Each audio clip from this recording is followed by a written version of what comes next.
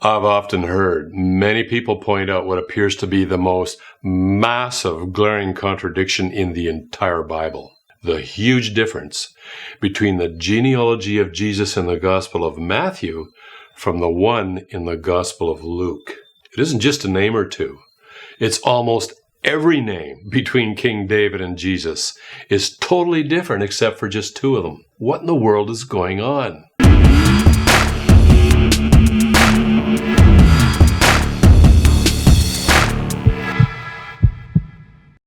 Hi, I'm Kirk, and I'm a scientist and a philosopher and a person who spends a lot of time thinking about the why questions in life.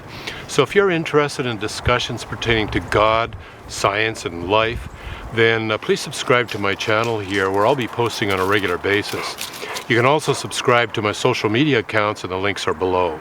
Sometimes in science, a significant advance in scientific knowledge has occurred when a scientist observes something that appears to contradict observations from another experiment. Further research into what appeared to be a contradiction has sometimes resulted in a whole new understanding in that area of science. With this in mind, let's take a deep dive into these two very different genealogies. What we will discover is fascinating. The first thing we need to do is to look at the backstory to see why we even need the genealogy of Jesus. The very first prophecy in the Bible dates back thousands of years before the time of Christ. It is found in the book of Genesis and states that sometime in the future, a man will be born of a seed of a woman, and he will crush the head of evil. There are two fascinating things about this prophecy. First, it implies that there will be no physical father. The woman will conceive and give birth to this person with no sexual contribution from a man. He will come only from the seed of a woman. Second, in ancient cultures, it was believed that the man contributed the seed and the woman provided the fertile soil, so to speak, in which the man's seed could grow into a baby. This prophecy completely overrides the science of the day and speaks about something only discovered by modern science, that both the man and the woman equally contribute a seed for the conception of a new human being. The reason that this is important is that it suggests this prophecy came from a source that had a knowledge of biology thousands of years into the future. A thinking person might want to consider what implications this might have for the credibility of the prophecy, even if they are skeptical. The takeaway is this.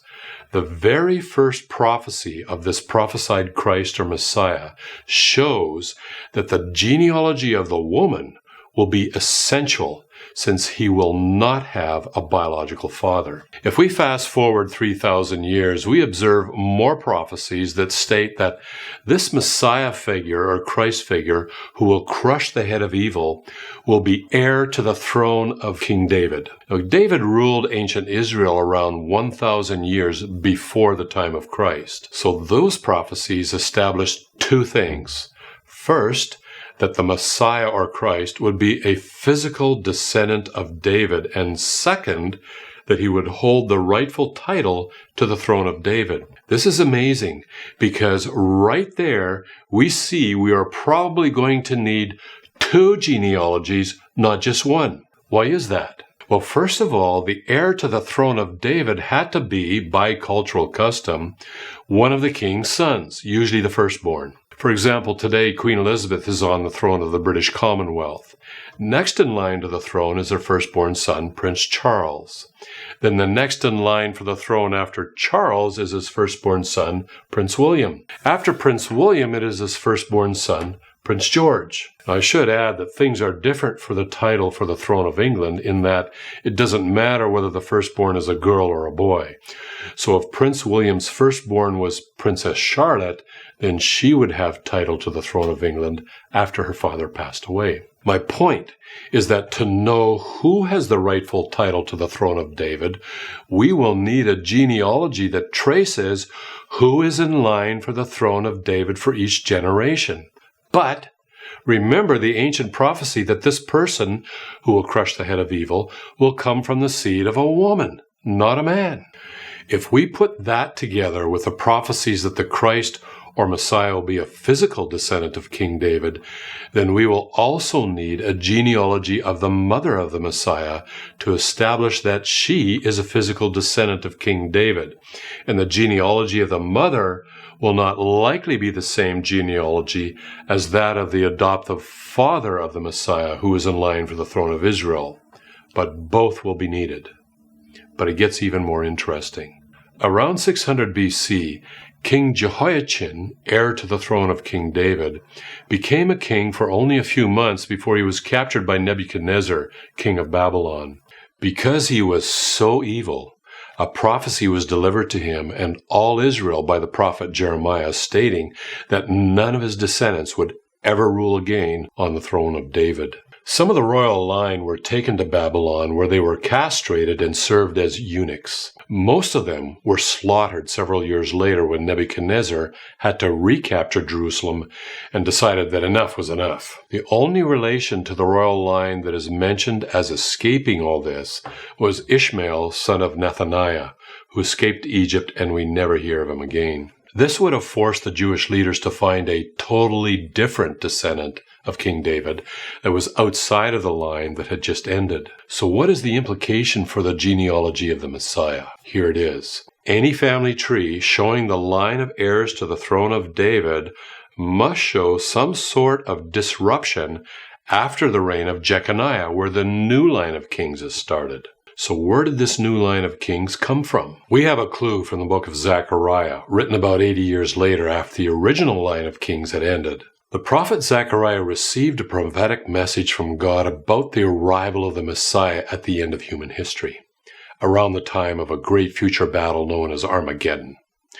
In the prophecy, God states that the nation of Israel will look upon me whom they have pierced, and they will mourn for him as one mourns for an only son. It states that within the nation of Israel, all the surviving descendants of King David will weep, and within the descendants of David, all the descendants of David's son Nathan will weep. What this suggests is that when Jeconiah died, ending the line of kings extending all the way back to King David's son Solomon, the Jewish leaders chose as a replacement royal line the descendants of King David's son Nathan, who was Solomon's brother, both of them sons of Queen Bathsheba.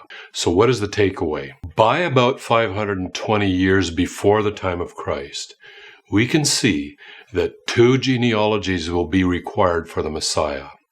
The first would be for the woman who would conceive and give birth to the Messiah without any involvement of a man, and that woman would be a physical descendant of King David. The second genealogy would show the line of kings all the way from King David, with a shift immediately after King Jeconiah. Armed with this background knowledge, we are now ready to look at the two genealogies in Matthew and Luke. What do we see? The first thing we observe is that the Gospels contain two very different family trees for Jesus, exactly as expected. But which one is for the woman, and which one is for the line of kings?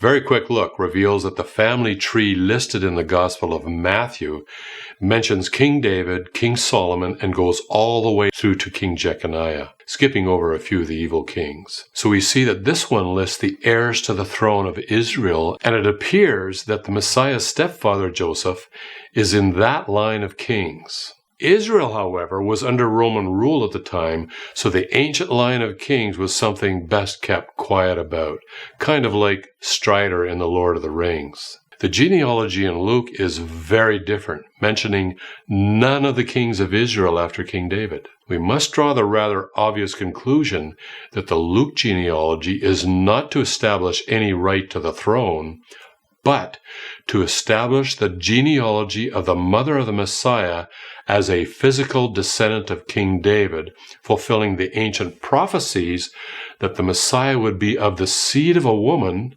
and a descendant of King David. I should also point out that if the genealogy in the Gospel of Luke is Mary's, then that is why you see that unusual parenthetical remark about Joseph being the supposed father of Jesus. In this case, since Jewish genealogies focused on the male lineage, Mary's father, Eli, is the grandfather of Jesus, and so on, continuing with Mary's male ancestors. Then we notice something fascinating in the Matthew genealogy. Immediately after King Jeconiah, we already were expecting that there has to be a shift to a new line of kings that comes down through David's other son, Nathan, brother to King Solomon.